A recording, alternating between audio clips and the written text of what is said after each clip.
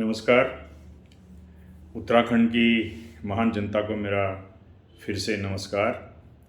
आज मैं फिर आपके सामने हाजिर हुआ हूँ उत्तराखंड रक्षा मोर्चा के पार्टी के संदर्भ में। जो हमने अभी मोर्चा खोला हुआ है, जो उत्तराखंड की जो अस्मिता खतरे में हो गई है, उसके विषय में मैं आपसे कुछ बात करना चाहता हूँ।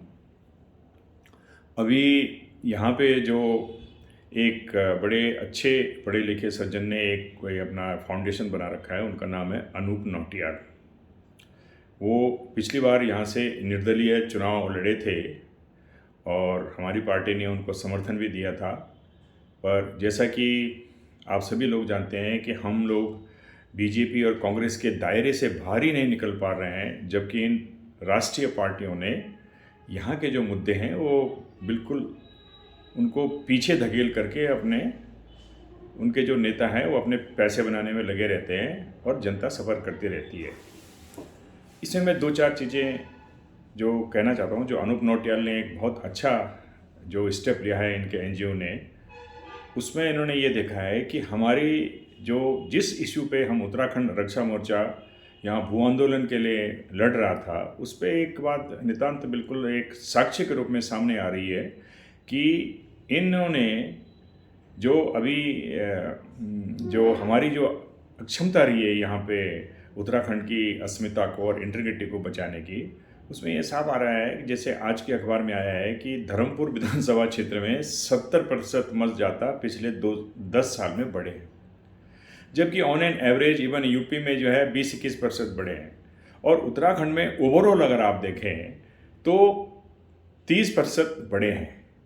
तो ये इस बात का सबूत है कि उत्तराखंड की जो कैरिंग कैपेसिटी है, वो कैरिंग कैपेसिटी के ज़्यादा जो है बियॉन्ड लोग बाग यहाँ पे आकर के बस रहे हैं। और ये पता नहीं है कि ये लोग कौन हैं और किस उद्देश्य से ये बस रहे हैं। और इसकी जो अकर्मण्यता है वो मैं पिछले मुख्यमंत्रियों को जो यहाँ पे हुए हैं इसलिए पिछले 5 साल में, ये स्क्वायरली टू बी ब्लेम्ड।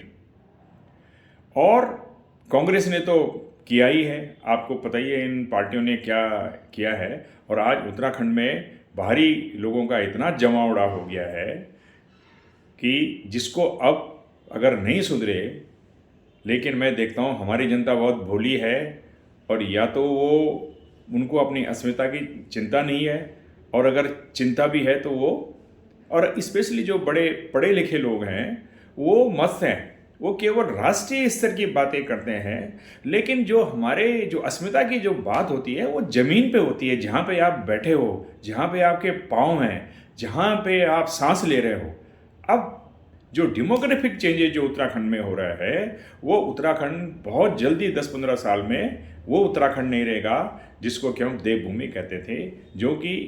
जो इन मिस्टर नौटियाल का जो एनजीओ है, जो उन्होंने एक साक्ष्यों के साथ जो बात जो सामने आई है, वो उस पर मैं हर एक उत्तराखंड वासी से ये निवेदन करूँगा कि उसको देखें। और इसीलिए हम एक क्षेत्रीय दल को एक नैतिकता के आधार पर हम नए युवाओं को और मातृशक्ति को आगे लाना चाहते हैं, इसलिए वो इसको देखें। दूसरी कुछ दिनों पहले एक प्रोफेसर ने एक आर्टिकल मैंने देखा है पायनियर न्यूज़पेपर में, जो इन सरकारों की भ्रष्टाचार और अकर्मण्यता को जग जाहिर करता है। और ये एक ऐसा प्रूफ है जिसमें कि राष्ट्रीय पार्टियों को यहाँ से उखाड़ फेंक देना चाहिए, और जितनी जल्दी करेंगे उतना अच्छा है। सर्वप्रथम आप देखिए, उत्तराखंड में जो लेबर फोर्स है वो 7% का उसमें अनएम्प्लॉयमेंट है, और जो कि राष्ट्र का जो है वो 4.8% है। अब आइए दूसरी, ओवरऑल अनएम्प्लॉयमेंट रेट। देश में जो ओवरऑल अनएम्प्लॉयमेंट रेट है वो 15% है, उत्तराखंड में कितना है? 20%। अब उत्तराखंड के अंदर भी आप आइए, 70% जो अनएम्प्लॉयड यूथ है वो उत्तराखंड के हिली एरिया में है, ठीक है।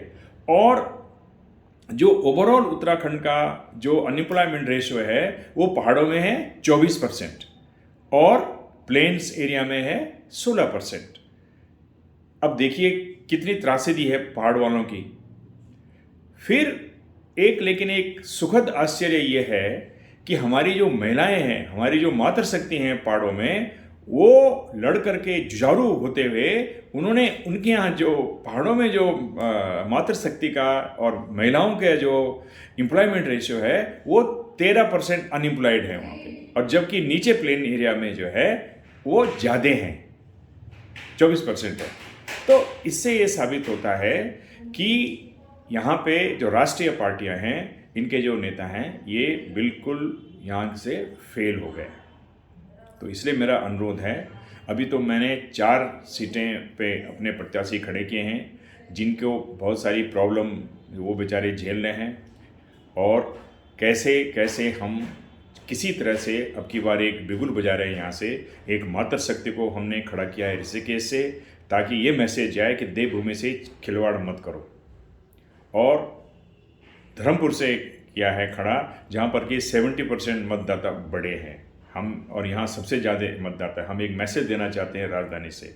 और उसके बाद हम जहाँ बड़े लोग लड़ रहे हैं चुनाव, जिन्होंने आज तक कुछ नहीं किया, वहाँ की सड़कों का तो ये बुरा हाल है, सतपुली में और चौबटिया खाल विधानसभा में और लेंसीडाउन में। तो हम एक सिंबॉलिक रूप में आपसे अपना समर्थन चाहते हैं कि एक अच्छे क्षेत्रीय दल को आप आगे बढ़ने का मौका दें। अब जो दूसरा पॉइंट मैं आज आपको बताना चाहता हूँ, हमारी कुछ सक्सेस ये हुई है कि हमने जो अपना घोषणा पत्र निकाला, और उसमें आज जो कल बीजेपी ने निकाला, उन्होंने हमारे पॉइंट्स को, क्योंकि मेरे से विजन डॉक्यूमेंट लेके कई लोग चले गए थे, बीजेपी की अब आंखें खुल रही हैं इन्होंने। उसमें इन्होंने डेमोग्राफिक चेंजेस पे एक इंक्वायरी करने का, जो मैं बार बार कहता हूँ, वो किया है। लेकिन जो डेमोग्राफिक चेंजेस अभी तक हुए हैं, उसके खिलाफ जिन लोगों ने ये अकर्मण्यता दिखाई है, उनके खिलाफ आपको क्या एक्शन लेना है, क्या आपने कुछ किया उनके खिलाफ? डेमोग्राफिक के विषय में जो आप कह रहे हो, पूरी उत्तराखंड की जो है संस्कृति तहस नहस हो रही है। अब आप संस्कृति की बात कर रहे हो, लेकिन बहुत अच्छा है ये जो बीजेपी ने कुछ पॉइंट्स हमारे लिए हैं, जैसे पूर्व सैनिकों का लीजिए। लेकिन पूर्व सैनिकों का, उनको ये कहने में क्या प्रॉब्लम आ रही है कि उनको 1 करोड़ रुपए देते, जो मैंने अपने घोषणा पत्र में किया, या उनके लिए जॉब रिजर्वेशन करो। आप उनको लोन ही देते रहोगे, अरे लोन तो कोई भी ले लेगा। तो पर इतना मैं इनको धन्यवाद देता हूँ गडकरी जी ने, जो उन्होंने डेमोग्राफिक के बेसिस पे, जो डेमोग्राफिक चेंजेस के बेसिस में जो घोषणा पत्र किया है, और वो रियली बधाई के पात्र हैं। और हम तो वैसे भी भारत सरकार के हम समर्थक हैं, जो भी उनकी नीतियाँ हैं। हमारा जो लड़ाई करने का और जो वो है, वो यहाँ के अकर्मण्य नेताओं पे, बहुत स्वार्थी नेता है, ये किसी को आगे नहीं बढ़ने देते, किसी नए युवा को नहीं लाएंगे। मोदी जी ने कल कहा है कि हम तो नए को, कि बीजेपी में सब नए नेता आते हैं। ये बीजेपी में कोई नया नेता ये लेने को तैयार नहीं है। नए नेता उनको कोई किसी को लेने को तैयार नहीं है। और जो अकर्मण्यता सबसे ज़्यादा जो है बीजेपी और इन सरकारों की, वह है हमारे युवाओं को ठेकेदारी प्रथा में इन्होंने बांध दिया है, और वो ठेकेदारी प्रथा ने यहाँ के जॉब ख़त्म कर दिए हैं, और एक भ्रष्टाचार का एक नया जुमला तैयार कर दिया है, जो कि 30% ठेकेदार लेता है, पर जब ठेका देते हैं तो अपनी जेब भरो। उसी तरह से जो हमारी इंडस्ट्रीज़ हैं, वहाँ पे कुछ ना कुछ इनको बताना चाहिए था कि भाई हम लोकल लोगों के लिए, जैसे हरियाणा में है, वहाँ आप जॉब रिजर्व करो। यहाँ के लोग जा रहे हैं अपने प्लान कर करके, उसके लिए क्या कर रहे हैं? फिर हर एक डिस्ट्रिक्ट में एक मेडिकल कॉलेज होना चाहिए। कितना पैसा लगता है उसमें? लाइए, बाहर से लोग आएंगे, डॉक्टर बनेंगे वहाँ पे, वो करिए आप। फिर हर एक डिस्ट्रिक्ट में, पहाड़ों में इंडस्ट्री लगाइए आप ये सब बातें मैं इन लोगों से कहता हूं कि अगर ये पावर में आ रहे हैं तो ये सब करें। अभी हम मई महीने के बाद से हमारा आंदोलन शुरू होगा, और हम अपने घोषणा पत्र में जो भी डिमांड, जो भी हमने मांगे रखी हुई हैं, इसके अनुसार हम जो है लोगों को मोबिलाइज करेंगे। पुरानी पेंशन जो है बहाल करने के लिए हम आंदोलन करेंगे। मैं सरकारी कर्मचारी भाइयों से अनुरोध करूंगा कि वो हमारी पार्टी को इस समय वोट दें, ताकि हम आगे एक आधे एमएलए को अपने सदन में ला करके उसको फिर हम जो है उसको परस्यू करें, और हम राष्ट्रीय स्तर पर इसको उठाएंगे। इसी तरह जो प्रमोशन में आरक्षण है उसको ख़त्म होना चाहिए। और जो यहाँ के कर्मचारियों की एक और मांग है, SC/ST एक्ट में बिना इंक्वायरी के वो कोई एक्शन न हो। इस पर तो ऑलरेडी सुप्रीम कोर्ट ने संज्ञान लिया हुआ था, लेकिन भारत सरकार ने उसमें वो कर दिया है। और तो इसलिए हम सरकारी कर्मचारियों से अनुरोध करेंगे कि आप ये देख लीजिए। और जनता से मैं ये कहूँगा कि ये चकाचौंध की राजनीति से दूर होने की कोशिश कीजिए, ग्राउंडेड राजनीति की तरफ जाइए। पाँव जमीन में रखते हुए जाइए और इस तरह से हम बिना किसी आडंबर के हम राजनीति करना चाहते हैं उत्तराखंड में। और इसी तरह एक क्षेत्रीय दल उत्तराखंड रक्षा मोर्चा अब आगे आ गया है, मातृशक्ति हमारे साथ जुड़ रही हैं, युवा हमारे साथ जुड़ रहे हैं और हम आप सबसे अनुरोध करते हैं कि हमको आप समर्थन दीजिए। इसी के साथ ही मैं आपको 14 तारीख को जो इलेक्शन हो रहे हैं उसके लिए आपको साधुवाद देता हूँ और धन्यवाद।